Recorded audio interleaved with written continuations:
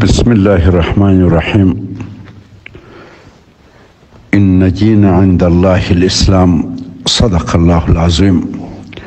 فاروق اعظم. السلام عليكم ورحمة الله وبركاته. د اسلامي نظام مقاصد. تیر دوشنبه اومه لندې 1401 شمسي هجري کال له یو لرې ولایت څخه یو محترم مولوي صاحب چې ښه لویه مدرسه لري او زما شناخته دی د یو پیغام له لارې پوښتنه راڅخه کړې ده چې مخلص مجاهدین ورته ورځي او ورته وایي چې موږ 20 کاله د شریعت د تطبیق لپاره جهاد کاوه، اوس شریعت یعنې حدود او قصاص نه تطبیق کیږي، او بل دا چې په امارت کې اوس هم د پخواني رژیم رشوتخور مامورین شته او رشوت خوري. وینو چې زموږ مجاهدین کرام هم کرار د غوسر پر رشوت مخته کیږي او رشوتونه اخلي.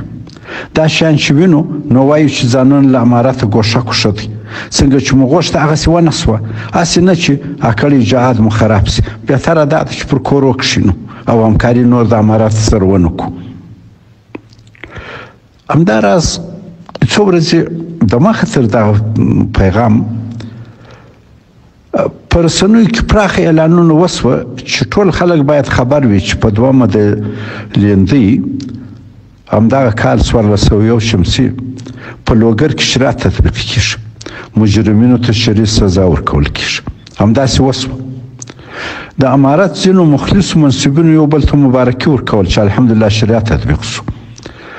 دغو دوو واقعو زه وهڅولم چې دغه پیغام نشر کړم څو هغه ابهام او تر یو حده غلط فهمي لرې سي د کوم سره چې بعضې مجاهدین کرام مخ دي. ټول باید پوه سو چې د شریعت خورای محمدي صلی الله علیه وسلم مقصد قصاص لاسو پښې پرې کول نه دي. اسلام د لاسو پښو پرې کېدو دپاره نه دی راغلی. دا په خاصو حالاتو کې د نظام حفاظتي تدابیر دي. په اسلام کې شرعي مقاصد 5 دي. اول د جن ساتل، دا د شرعي مقاصدو څخه یو مهم رکن دی. د مسلمان من حیث فرد دنده ده او د اسلامي حکومت من حیث حکومي شخصیت چې د ټول ملت مسؤلیت ور په غاړه دی او راع دی. كلكم مسؤول عن رعیته. وظیفه ده د حکومت چې داسې فضا او ماحول له جوړوي چې نه یوازې دین ته به ضرر نه رسیږي بلکې د هغه د مخته بیولو او غوړېدو لپاره به کار کوي. دوستانو، دین د عقایدو، عباداتو، معاملاتو او د هغو احکامو له مجموعې څخه عبارت دی چې الله سبحانه وتعالی د انسانانو رابطه د خپل رب سره او د انسانانو خپل منځي اړیکې تشریح کړي دي. دلته 2 رابطې مطرح دي: د الله جل شانه سره د مسلمان ښه رابطه او دوهم د مسلمانانو په خپلو منځو کې ښې اړیکې. د الله جل شانه سره ښه رابطه د دیني علومو په زده کړه او عملي کولو او د انسانانو ترمنځ ښې اړیکې د دنیوي علومو په زده کړه او عملي کولو کېږي.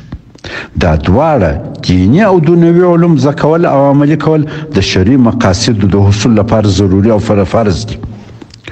پر افرادو د دیني علومو ځینې برخې زده کول فرض عین دي او ځینې بیا فرض کفایي دي.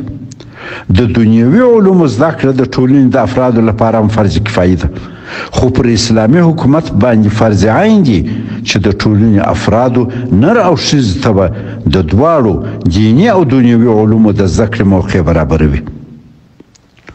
په ټولنه کې باید دومره دیني علما وي چې خلک هره پوښتنه لري هغه ته جواب ورکړی سي. د دین د حفاظت، د دین پر مخ بیولو، د دین ته تبلیغ، دعوت او د دین خپرولو کار په جوړ وي. همداراز ټولنه باید په دنیوي ټولو چارو کې دومره ماهر او کافي کسان ولري چې پردو ته احتیاج نشي.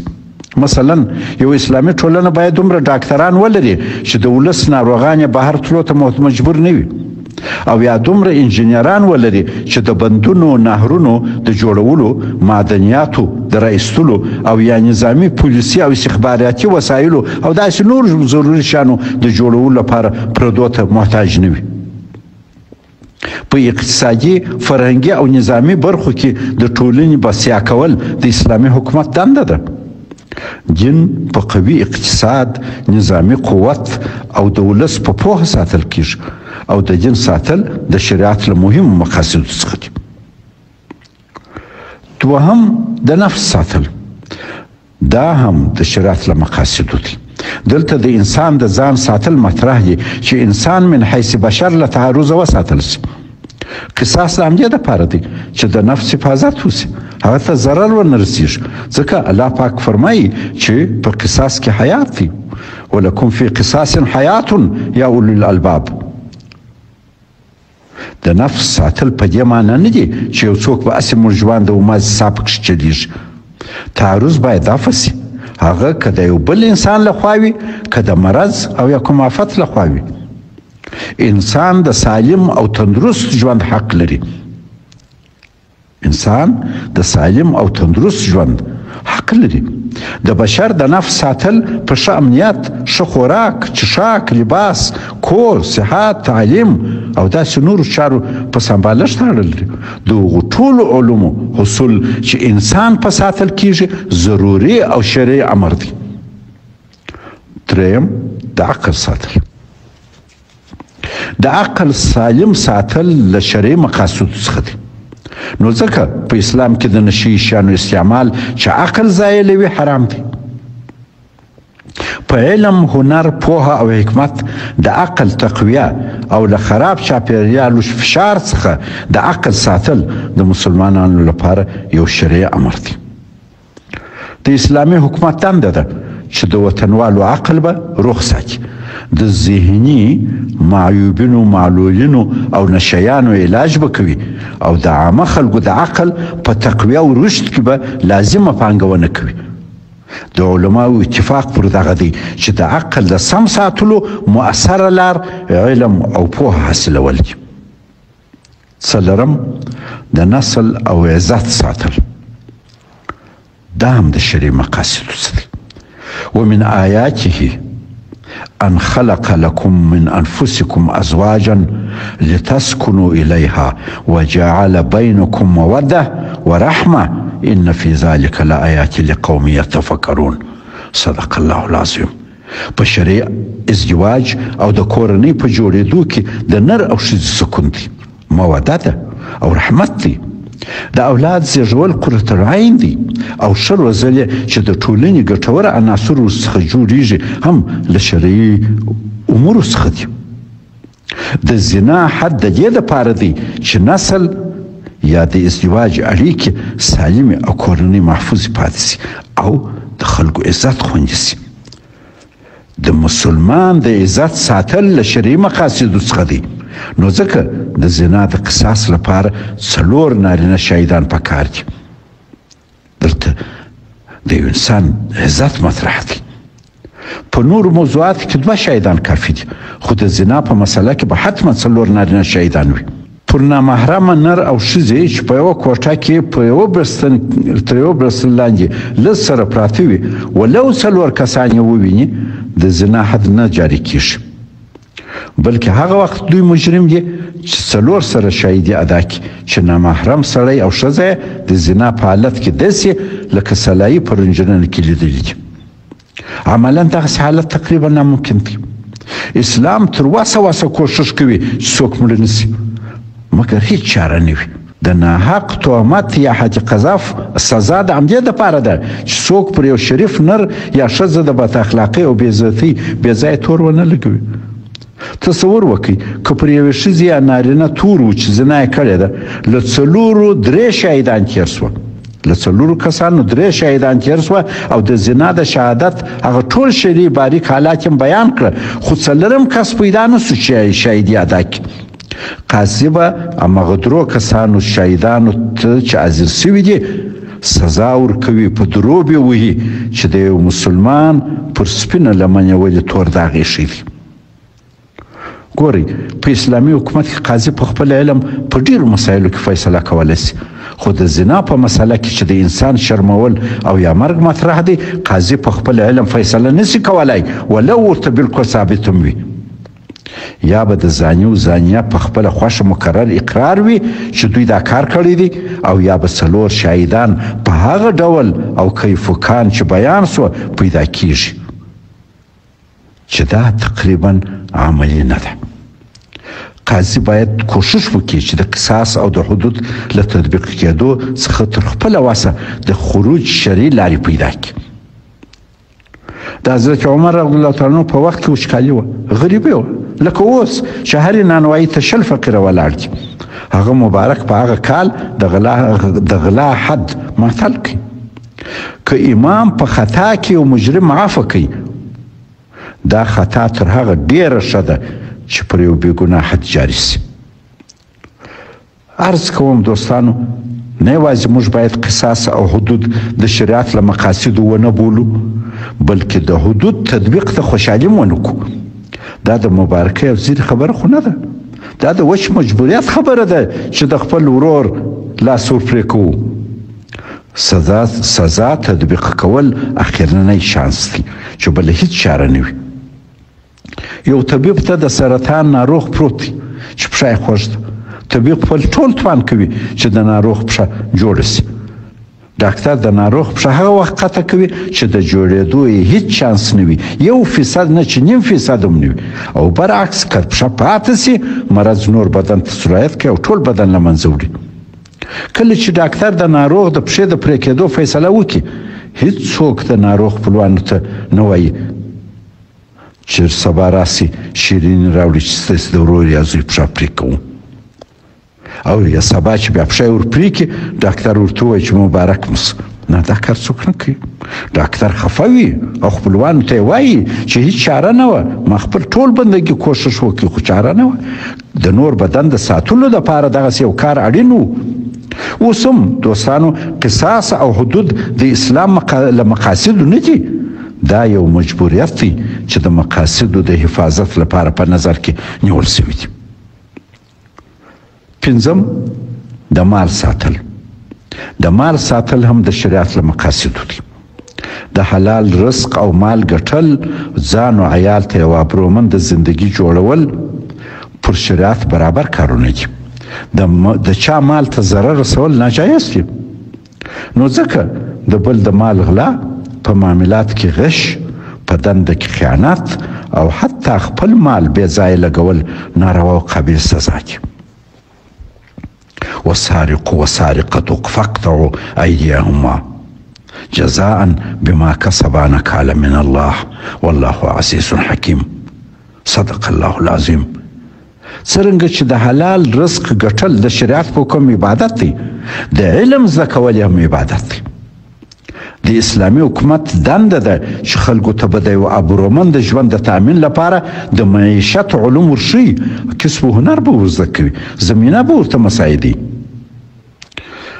دوستانو، اوس چې یو ذهبي او طلایي فرصت میسر دی، اسلامي امارت قایم دی، فرد، ټولنه او امارت ټول دنده لري چې پورته 5 د شریعت مقاصدو ته شپه ورځ کار وکړي.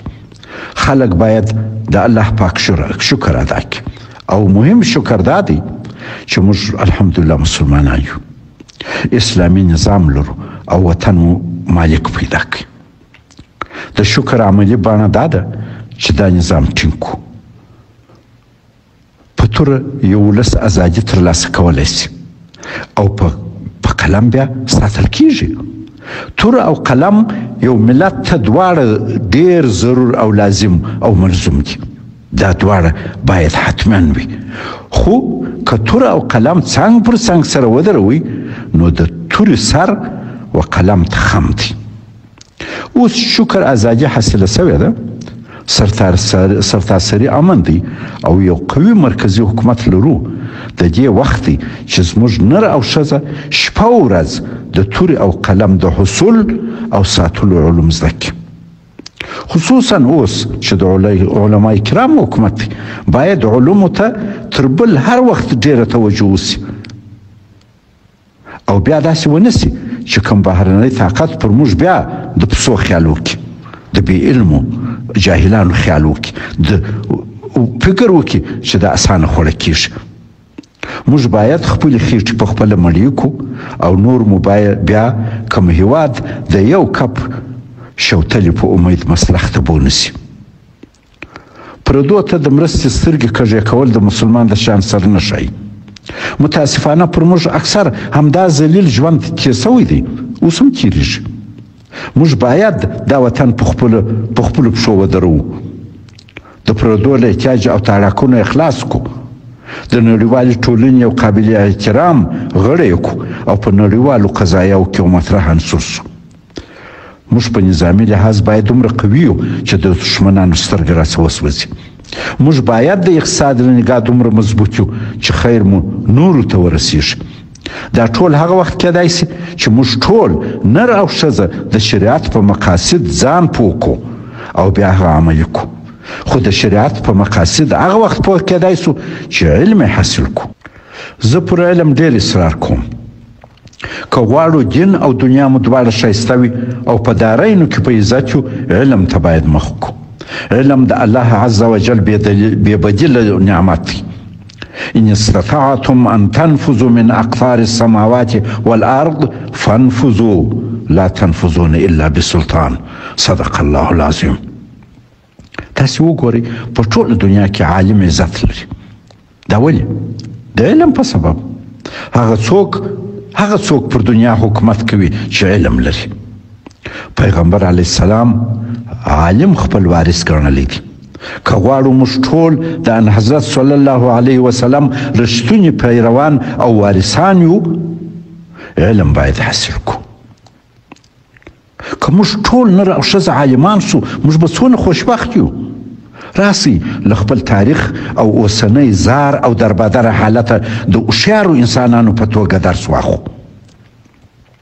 د وطن د یو سپین ږیري پایس عذر درته کوم، پر خپلو ځانو او اولادو رحم وکړئ، زړه باندې وسوځوئ. له خپلو اولادو پسونه مه جوړوئ.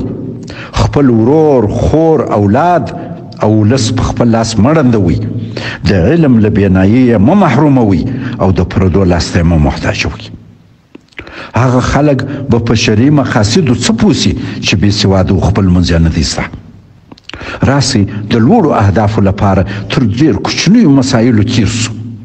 موږ ته یو لوی رسالت په غاړه دی او ذهبي فرصت هم راته میسر دی. ټول اسلامي دنیا راته په انتظار ده. دا لوی رسالت په تنګ نظرۍ، سختګیرۍ او په کلیوال منحت ذهن چې اوس موږ پر ځینو حاکم دی، دا نه کیږي. راسئ دا اوس یو فرصت دی په لاس راغلی دی، په خپل لاس دغه فرصت او دغه حالت په بدبختۍ بدل نکړو. په خپل لاس داسې یو حالت پر ځانو راونولو چې بیا ټول ارمان کوو. که په ځان کې مثبت تغییر رانولو، د اسلام د روح په ساتلو، د 21مې پیړۍ سره ځانونه عیار نه کړو، یقینا دا فرصت به حتما بایلو. راسئ خپل کړېدلي ولس ته عملي زیری ورکړو چې ستاسې نن تر پرون ښه دی او سبا به مو تر نن انشاءالله ښه وي. وما ذلك على الله بعزيز. والسلام عليكم ورحمة الله وبركاته.